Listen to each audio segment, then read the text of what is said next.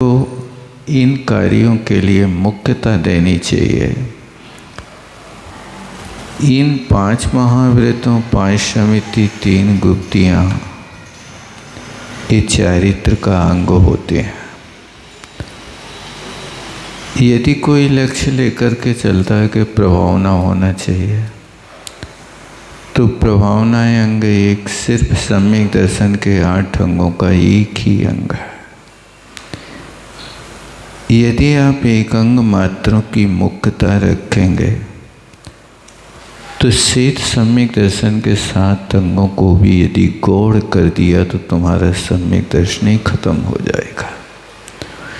क्योंकि समंतभद्र महाराज ने कहा है, नांगहीनम बलम चित्तम दर्शनम जन्म संततम। अंग से हीन सम्यक दर्शन संसार की परिपाटी का छेद नहीं कर सकता। मुख्यता एक की हो और 7 का पता ना हो तो सम्यक दर्शन ही नहीं पल रहा है। फिर आगे के लिए अकेले सम्यक दर्शन को नहीं, आचार्य महाराज 5 महाव्रत, 5 समिति और 3 गुप्तियों की मुख्यता से कथन करता है। साधु का ये मूल गुण है। इसकी ओर यदि दृष्टि नहीं जाती है और सिर्फ बाहरी कार्यक्रमों को ही आप मुख्य समझते हैं तो ये साधक का लक्ष्य नहीं हो सकता। इसलिए प्रभावना तो होती है, वो आचरण के रूप में है। इन व्रतों का आप पालन करिए, प्रभावना तो अपने आप होगी ही होगी। उसके लिए तुम्हें कुछ करना नहीं पड़ेगा। हर व्यक्ति का लक्ष्य वह सम्यक दर्शन के एक अंग पर टिका है। अब वो सम्यक दर्शन का अंग पालन कर रहा है अथवा ख्याति पूजा लाभ के चक्कर में पड़ रहा है, ये बात विचारणी है। 5 महाव्रत युक्त तो 5 महाव्रतों से युक्त अर्थात दयावान, सत्यवादी, अदत्ता दान वीरता, सर्व स्त्री सोदरा है, वस्त्रादि परिग्रह रहता, दिवा एक बारम प्रत्युत्पन्नम प्राशुकम भुक्तम शुद्धम शोधितम भुंजाना। ये 5 महाव्रत का देखो लक्षण बताया। 5 महाव्रतों का कैसे पालन करना है, तो सबसे पहला लक्षण दयावान हो। दया विद्यते यशसा, दयावान दयावंतो दयावंता। ये दयावान होना अहिंसा महाव्रत का लक्षण। सत्यवादी होना, अभिप्राय में असत्य नहीं होना चाहिए। अभिप्राय यदि सत्य है और असत्य वचन योग का उदय चल रहा तो भी उसके महाव्रत संबर निर्जरा के कारण होंगे। सत्य वचन का प्रयोग हो लेकिन अभिप्राय में असत्य चल रहा तो सत्य वचन योग भी उसके लिए कर्म के बंध का कारण है। अकेले वचनों से मत समझना। आप कौआ को कौआ कह रहे हैं, ये सत्य वचन है, लेकिन योग में सत्यता है या नहीं इस पर विचार कर लेना चाहिए। योग असत्य होगा तो आश्रव रुकेगा नहीं, पापाश्रव होगा ही होगा। इसलिए सत्यवादी हो, अदत्ता दान वीरता, बिना दी हुई वस्तु को कभी स्पर्श न करे। सर्वे स्त्री सोदरा, सर्वे स्त्री क्या मतलब है? यानी सब स्त्रियों के साथ शोधर का व्यवहार करें।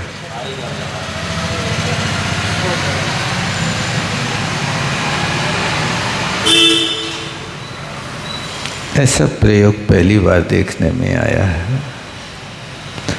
भाइयों जैसा व्यवहार करे, मतलब भाई जैसी दृष्टि रखा। भाई जैसे दृष्टि रखा। और अलग ही भाव होता है, जो अलग से भाई बहन मानते हैं अलग ही भाव होता है, पवित्र भावना रहती है। बराबर, इसलिए सोच समझ के धागा बनाना चाहिए। कल्याण मित्र चलने लगे। अब वो कल्याण मित्र कल्याण जीवन राखी नहीं, नाम तो अच्छा चुनिंदा रखा, कल्याण मित्र। लेकिन कहाँ तक कल्याण है ये विचार दे। वस्त्रादि परिग्रह रहता, वस्त्रादि परिग्रह से रहित। देवा एक बारम प्रत्युत्पन्न, दिन में एक बार दिन का बना हुआ, रात्रि का बना हुआ नहीं। देखो, प्रायश्चिकम भुक्तम, प्रत्युत्पन्न तत्काल का बना, तत्काल का बना हुआ।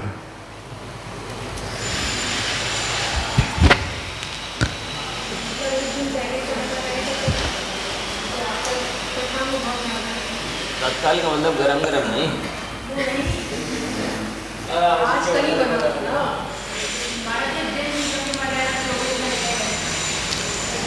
वो गृहस्थों के लिए है।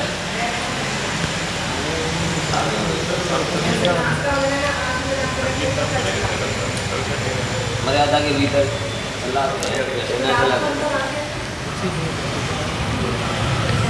वो मालताल खाएगा तो ऐसे मिलेगा लाता।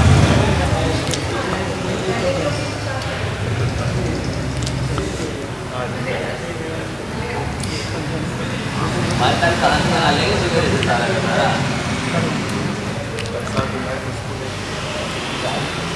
अब वो ऐसा भी रहता है ना कि जो प्रत्युत्पन्न श्रावक होते हैं वे अल्प मात्रा में जितना आवश्यक है उतना लेकर के तत्काल उसका उपयोग कर सकता है।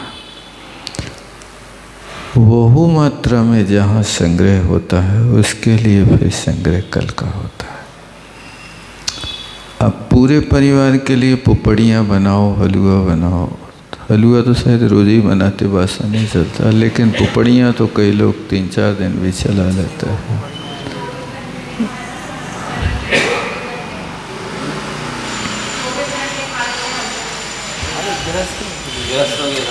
गृहस्थ के लिए है।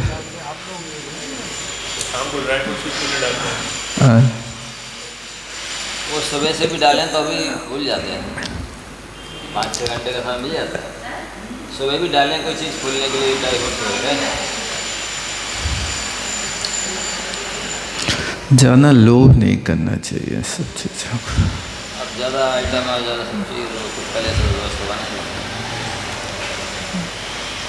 ड्राई फ्रूट्स इतनी मात्रा में क्या लेना कि एक दिन पहले से। आज ही हमने देखा, जंगल जा रहे थे तो किसी व्यक्ति ने 1-2 किलो मटर रास्ते में डाल दिया। तो मैंने पूछा कि आखिर ये अपव्यय क्यों होता है? तो भाग से एक वहाँ ठेला पर मटर का एक आइटम बनता है, छोले भटूरे वगैरह। तो वो श्रावक बोला, महाराज इनको रात में हम 12 बजे गलाते हैं, वो दिन भर तो चलाते हैं, यदि ये दूसरे दिन रख दें तो ये सड़ जाते हैं, इनसे ऐसी गंध आती कि इनको हम कहीं नहीं पचा सकते, इनको फेंकना ही पड़ता है। वो बेचने वाला श्रावक था जो रोज़ मटर का व्यापार करता, मतलब हाथ ठेला पे बेचता होगा। अब वो कल के फूले दुकानदार लोग करते होंगे उतना। तो ये होता है कि 24 घंटे की वस्तु भी ऐसी सड़ जाती है कि रात के 12 बजे की वस्तु शाम को 6 बजे तक नहीं गली तो उससे विकृति आ जाती, रस चलित हो जाता अनाज है। इसलिए इन सब चीज़ों को जो आज की बनी है, जिन पे विश्वास होता है, वो ही लिया करो। जो लगता है कि कल की हैं, अथवा उनको स्पर्श से, रस से उनका काल परिवर्तन लगता है। फ्रिज में रख देते ना, अब फ्रिज लेकिन वो अलग ही दिख जाती है, अलग दिख जाती है, कभी नहीं आती, कई चीज़ें नहीं दिखती। हमेशा है ना कि नमकीन वगैरह पैक करके रख देते हैं तो पता नहीं चल पाता कल का है क्या, सूख जाता है। लेकिन फिर भी उसमें दांत जवाब देते हैं कि ये कल का है कि आज का है। वो तत्काल का होता है तो उनमें अलग रहता है, और कल का होता तो उसका अलग होता है।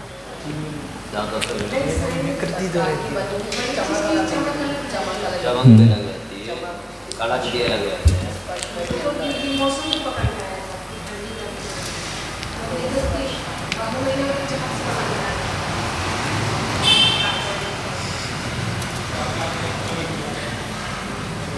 अनार वगैरह भी जो लोग शाम को छील के रख लेते हैं, वे भी रस चलित हो जाता है। अनार वगैरह श्रावक छील के रख लेते हैं ना, वो रस चलित हो जाता है।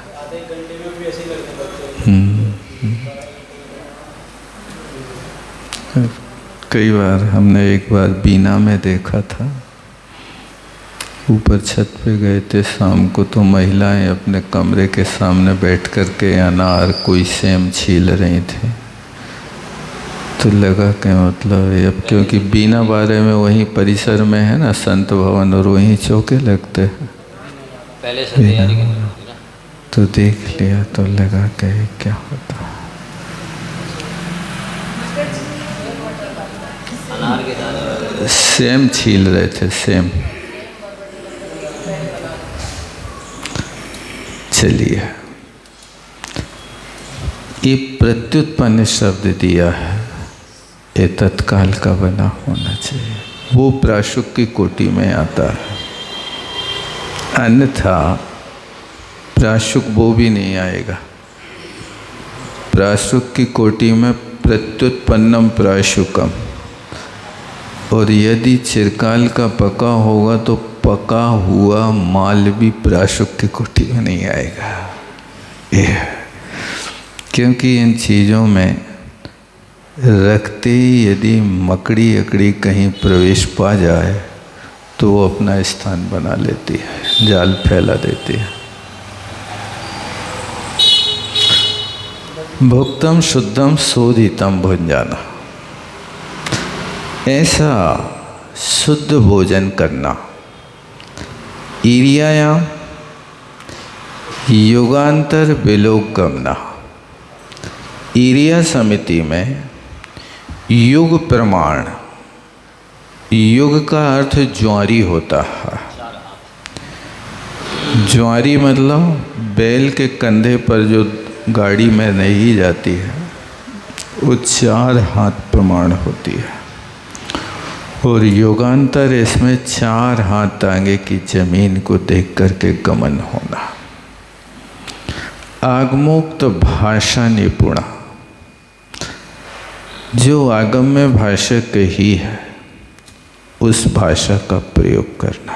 शुद्ध हिंदी बोले, ग्राम्य भाषा ना, ग्रामीण भाषा का एरे तोरे करके बोलना ठीक नहीं ग्राम्य है। भाषा वर्ज, ग्राम्य भाषा आगमोक्त कहा है। इसलिए जो गांव की ग्रामीण भाषा नहीं बोली।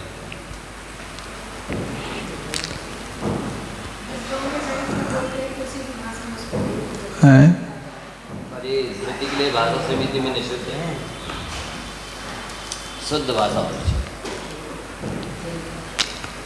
अब कभी कभी कर्ण प्रिय लगती, जैसे अजय श्री की वो बुंदेलखंडी की भाषा पूजा होती है तो सबके पैर थिरकने लगते हैं। वो भाषा, उस देश की भाषा अपने आप में लिपिबद्ध नहीं कर सकते, लेकिन उनके लिए वो मधुरा भाषा है, उसी भाषा का वो प्रयोग करते हैं। सब जगह मूलाचार में भी किया है। नहीं, ऐसा नहीं है, मतलब एक हर देश की अपनी अपनी भाषा होती है। उस भाषा को अपने हिसाब से प्रयोग करते हैं। अब जैसे मान लीजिए आचार्य श्री यदि दक्षिण भाषी मुनि महाराजों से मिलते हैं तो वही भाषा में बात नहीं करते क्या? करते हैं, क्या बात हो गई है? वो भाषा हिंदी में बोलो, लेकिन हिंदी भी परिष्कृत होनी चाहिए ना। नहीं तो मान लीजिए कन्नड़ भाषा कौन सी आगमुख भाषा है? हिंदी संस्कृत आपकी मूल हो गई, लेकिन उसमें कहीं कहीं चुटकी लेने के लिए उसको अपमानजनक शब्द जो होते हैं वो अपमानजनक हो। नहीं, उसमें भी जो असमी बोलते हैं अज्ञानी लोग, वो भाषा नहीं। जो असमी लोग अति मात्रा में विचलन में बोलते हैं उसकी रचना है।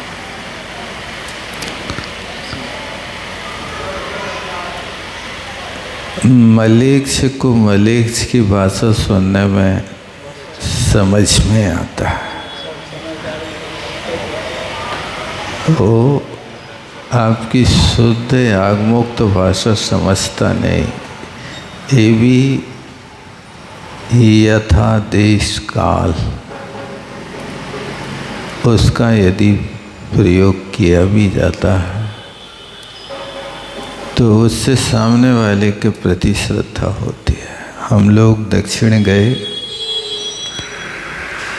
तो तमिलनाडु में वंदना करने गए मंदिरों में, तो जैसे ब्रह्मचारी अवस्था में तो मंदिर खोलते ही 150 श्रावक इकट्ठे हो जाते थे। अब भी कहते थे भैया जी प्रवचन करो, अब प्रवचन करो। अब भाई जो भाषा हम जानते हैं वो तुम्हें समझ में नहीं आती, जो तुम जानते हो तो हम नहीं। तो हम लोगों के साथ एक दुभाषिया था। वो दुभाषिया कहता अपनी भाषा में लोगों को बैठाल देता, समझाता। अब 10 मिनट हम बोलते थे और फिर 10 मिनट वो अपनी भाषा में समझाता था। अब वो ऐसा काम चलता था, लेकिन जब हम बोले तो वे सब बिल्कुल माटी के माधव लगे, कुछ भी प्रतिक्रिया ना करें। और हुई बात जब वो समझाए दुभाषिया तो बिल्कुल ऐसे बाँसों उछले रहे। मुझे लगा कि कुंद कुंद स्वामी ने ये कहा कि मलेच्छ को मलेच्छ की भाषा में समझाना तो आनंद आएगा, अन्यथा कुछ भी नहीं आएगा। इसी तरह एक बार नाते पूते में शिविर लगाया था। वहाँ लगाया शिविर तो 60% तो हिंदी भाषा समझते थे, 40% जो वृद्ध लोग थे वे आके शिकायत करते थे कुछ माथे में ना घुसे, कुछ भी नहीं समझ में आता, तुम क्या बोल रहे हो। लोग हंसते हैं सो हम हंस लेते हैं, ताली बजाते हैं सो बजाते। ऐसे भी लोग हुआ करते हैं। खैर आगे चलते हैं। नाते पूते महाराष्ट्र में आता है। महाराष्ट्र में युगांतर विलोक गमनम आगमोक्त भाषा निपुणा। आगम की भाषा में निपुण होना चाहिए, इसलिए साधुओं के पास अनुबीची भाषण का प्रयोग किया है। उस भाषा का ही प्रयोग करना। और फिर आगमोक्त भाषा के बाद क्या आता? चर्म जल स्पृष्ट भोजन परित्यागी। जो बहुत इसका परहेज करते रहे, पहले चलता अष्टपौड़ में तो इनने 100 बार से ज़्यादा प्रयोग किया। नहीं, पहले खाते और बेचते हो। पहले ऐसे ही चलता था, उसका प्रयोग करता था। चर्म जल स्पृष्ट। अब वो पहले भी ऐसे को गर्मी के दिनों के लिए मशक तो नदी में डाली जाती थी, लेकिन चमड़े की पानी क्या बोलते हैं, पानी भरने की वो बाटल टाइप की रहती, बोतली टाइप की, उसको भरते थे तो उसमें पानी भर के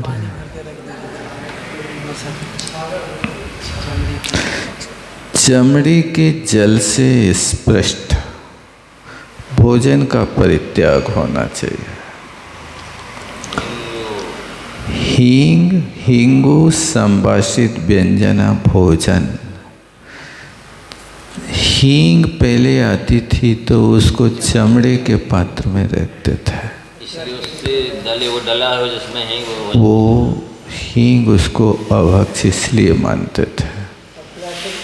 प्लास्टिक नहीं चलती थी इसलिए। प्लास्टिक नहीं चलती थी, अब प्लास्टिक कभी आया है, 10-20 वर्ष से ही आया होगा। व्यंजन भोजन, व्यंजन, हाँ भोजन नहीं करना।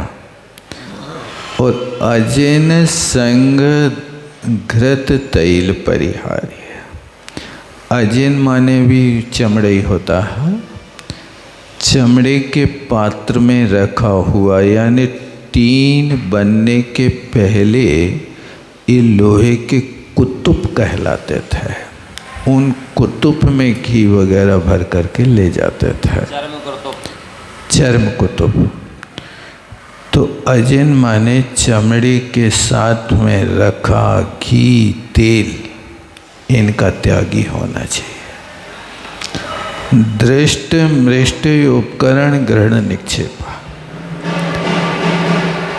देखो, दृष्ट माने देख करके और मृष्ट माने मार्जन करके। मृष्ट का अर्थ मीडना नहीं लगा देना कि देखो और मीड दो, ऐसा नहीं, देखना और मार्जन करना।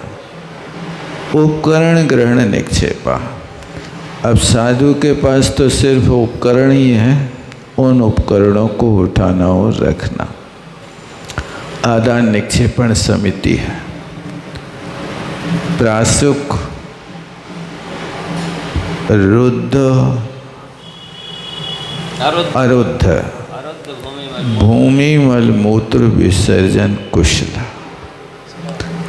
प्राशुक हो ना हो और जिसके लिए कोई रोकने वाला ना हो, बाड़ी आदि न लगी हो, आरुद्ध हो, रुद्धि न हो। अब इस समस्या बहुत बड़ी हो गई। प्रतिष्ठापन समिति का स्थान समाप्त हो गया। अभी समिति गांव में ही पल सकती है, जहाँ पर आज भी आपको जंगल मिल सकता है। गांव में भी सब जगह नहीं मिलती, बहुत मुश्किल। बरसात में सब और मुश्किल। बरसात में खेत में गड़बड़ आ जाती है, बरसात में खेत वगैरह गड़बड़, बरसात में सब जगह घास हो जाती है, घास भी हो जाती है। पठारी जैसे गांव हैं जहाँ पर पठार है, पत्थर, ऐसे स्थान पे स्थान मिल जाता है। बहुत मुश्किल हो गया है। श्रावक कोशिश तो करते हैं, एक एक प्लाट ले करके करोड़ों में और व्यवस्था कर रहे हैं, लेकिन ये अपवाद मार्ग, क्या कर सकते हैं। तो प्राशुक निर्वाण सागर जी महाराज थुबुन जैसे क्षेत्रों में रहते थे। पूरा पत्थर पत्थर सब जगह, कहीं भी चले जाओ आपको थुगुंजी में कहीं कोई वो नहीं होता था। बड़े बड़े विशाल प्रकृति से बिछे पत्थर हैं और उनने उसी क्षेत्र में अपना गुजारा किया 200 किलोमीटर के आसपास। निर्माण सागर जी पूरे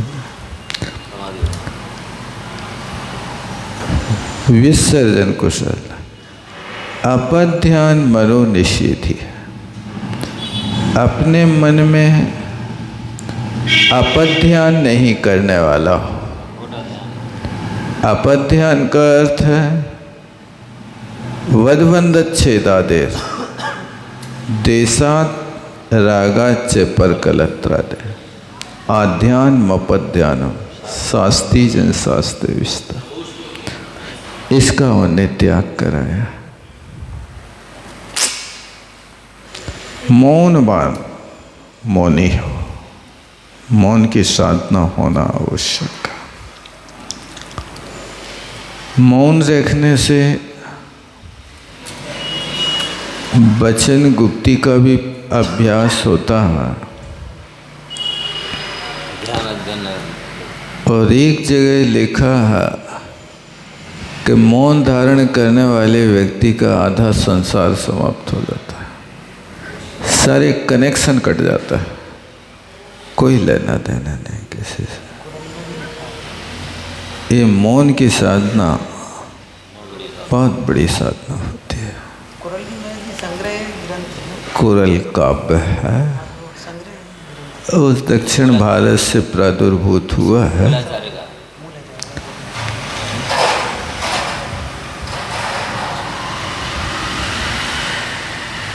जीवन जीना मौन से, मतलब रोटी नौन से। दोष न देखो नैन से, भजन करो चैन से। ये जीवन जो होता है अलौकिक होता है। पेट भरने को बस रोटी मिल जाए और मौन रहो।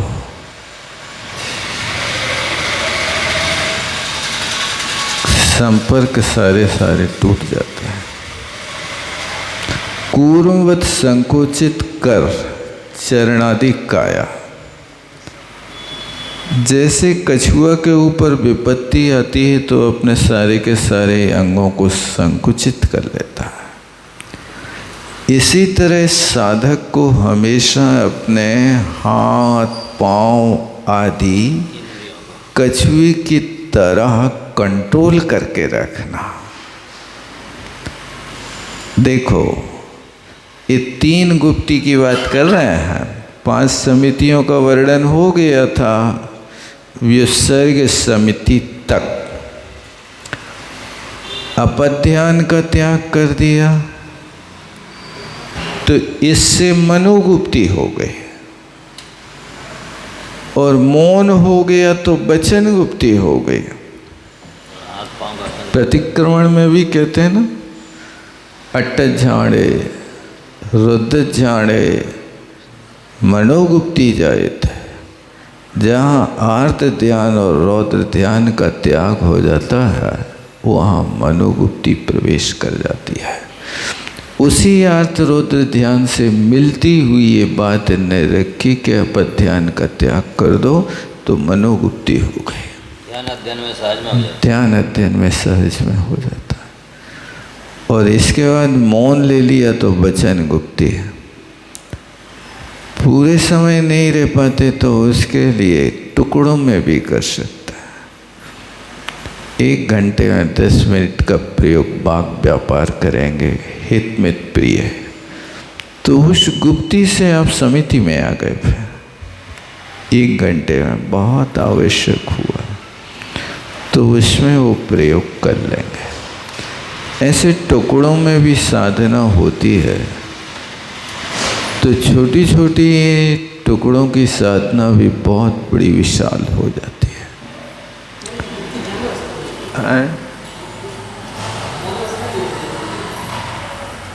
ये यहाँ कह रहे हैं ना कि ध्यान के साथ में ये साधना कर लो, वचन को कंट्रोल कर लिया बोलने, यही गुप्ति हो गई, रक्षण हो गया।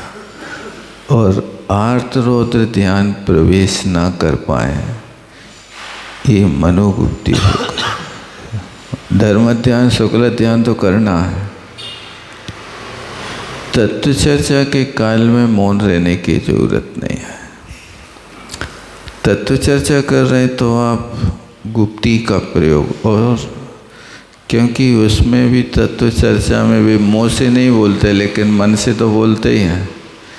पृथक तो वितर्क शुक्ल ध्यान में व्यापार तो उठा पटक का चल ही रहा, बस वचन व्यापार किसी दूसरे से नहीं करता है, इसलिए वो गुप्ति की कोटि में आता है।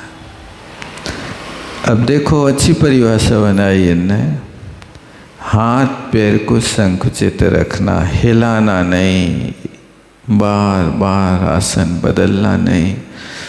जब स्वाध्याय में बैठ गए कि अब 1 घंटा आपका स्वाध्याय होना, पौन घंटा, तो उस कृति कर्म के काल में ही क्षेत्र सीमा करते हुए ये कर सकते। सर्व सावध्य योगता वृतोष में सब पापों का प्रत्याख्यान, ये बृहद प्रत्याख्यान और संक्षिप्त प्रत्याख्यान 2 प्रकार के प्रत्याख्यान मूलाचार में कहे हैं।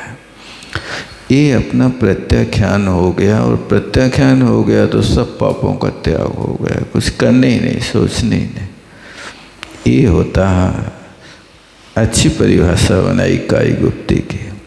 कर चरण आदि कूर्मवत संकुचित, हाथ और पाँव को बांध के बैठना गुप्ति हो गई रस्सी से नहीं बांधना है।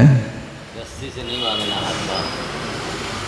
बांधने का अभिप्राय है हाथ पे हाथ रख लो, पाँव पे पाँव रख लो, बंध गए। और क्या, बैर बांधते तो रस्सी से बांधते का, बैर कैसे भावों से बनता है। इसी तरह यहाँ पर भी गुप्ति भावों से होना। मिथ्यात कंद को डाला, सम्यक ज्ञान शीलन, सम्यक ज्ञान अनुशीलन कुशला, सच्चरित्र पवित्र गात्रा। बहुत अच्छा। ये देखो रणत संयुक्त ये शब्द का प्रयोग करता है। तो मिथ्यात रूपी कंद को खोदने के लिए कुदाली के समान, ऐसे सम्यक ज्ञान के अनुशीलन में अत्यंत कुशल हैं। ये सम्यक ज्ञानी हो गए, रत्नत्रय कहा ना, तो मिथ्यात को खोद दिया और सम्यक ज्ञान का सम्यक दर्शन हो गया, मिथ्यात कुदाल को कंद कुदाला, और इस सम्यक ज्ञान का अनुशीलन करने में कुशल सम्यक ज्ञानी बन गए। और सम्यक चारित्र से पवित्र है गात्र जिनका, ऐसा ये सम्यक चारित्र हो गया। ध्यान अध्ययन सदा सर्व कालम कुरु तुम हे जीव, हे आत्मन बस ध्यान करो और अध्ययन करो। कब तक? सदा।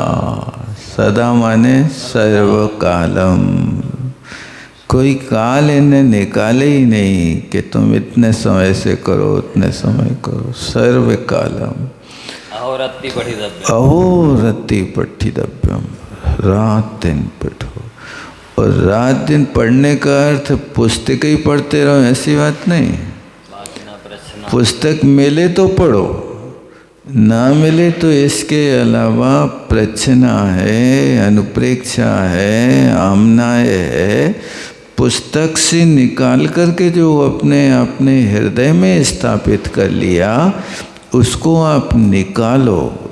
जैसे इन्हें लिखा ना, चीर चीर कर चिद लखूं, मैंने परत दर परत चीरते रहो, और फिर अंदर का चिद विलास में आप आनंद लूटो। ये चिर लखूं, उस आत्मा के स्वरूप को प्राप्त करो। इसी तरह यहाँ पर भी अंदर हो, उसमें आता ना एक ही भाव में खनित्रज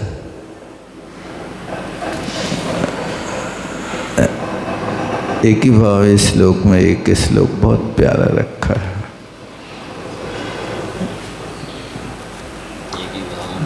नहीं 15-20 नंबर के आसपास का है। खनित्रज को दाल ऐसा कुछ आया।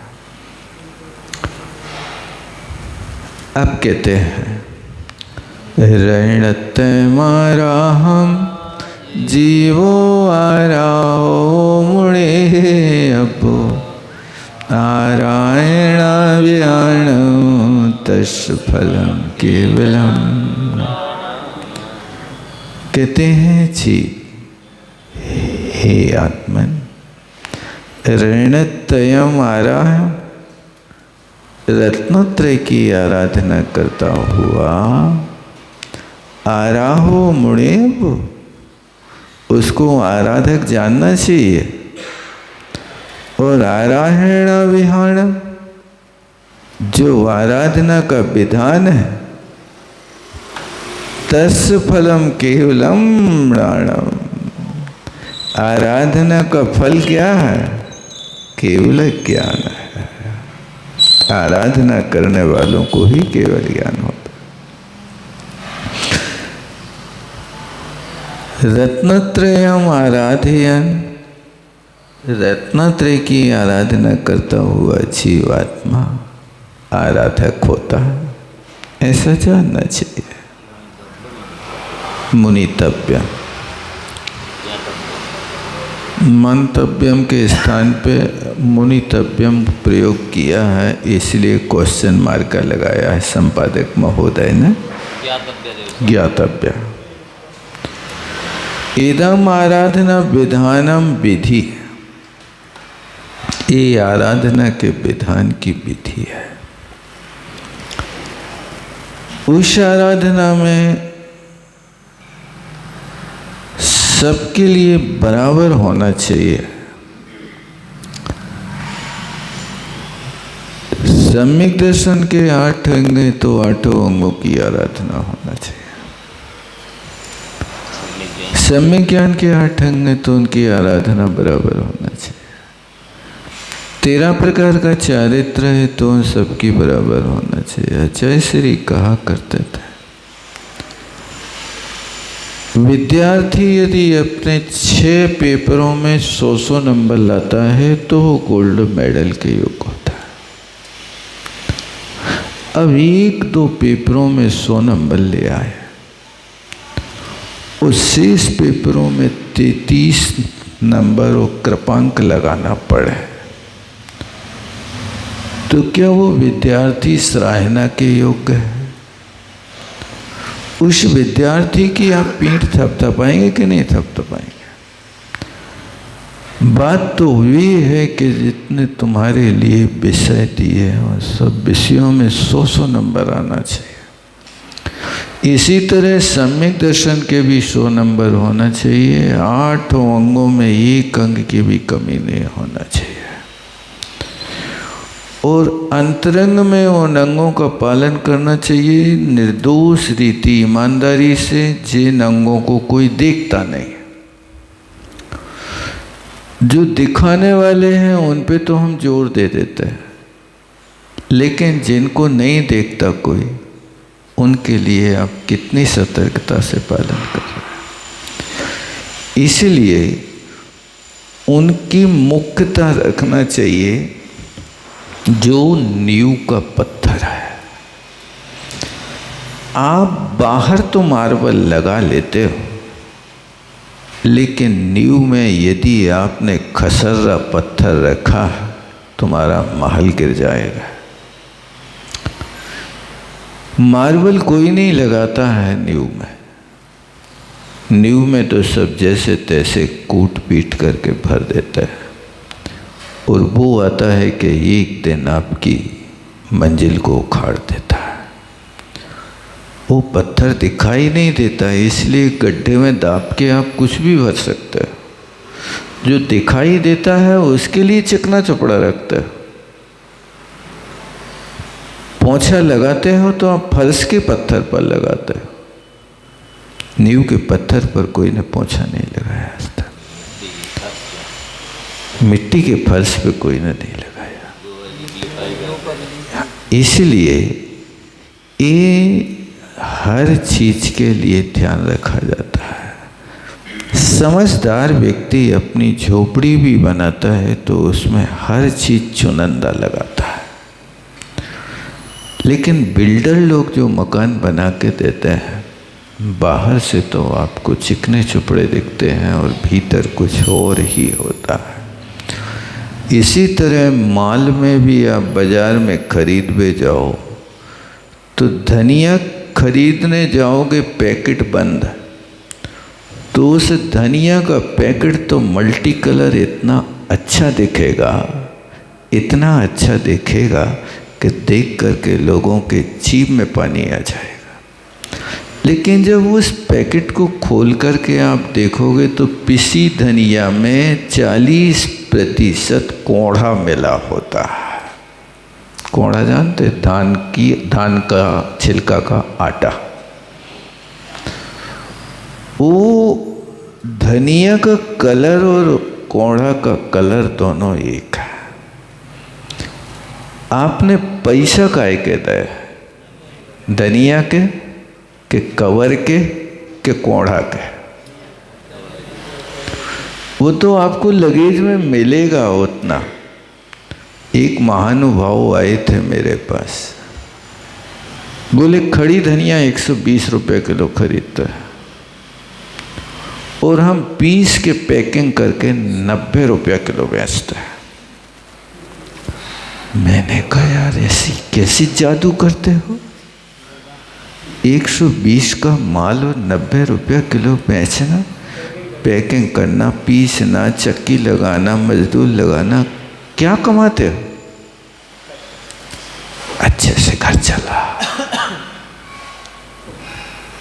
30 से 35% बोले हम कोढ़ा मिलाते उस धनिया में।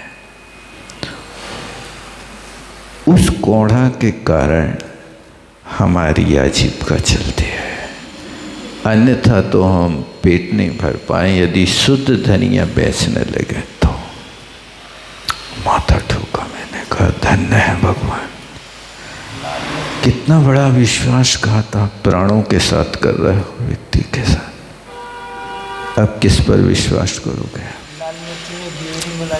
हर चीज में कहीं ना कहीं चल रहा है।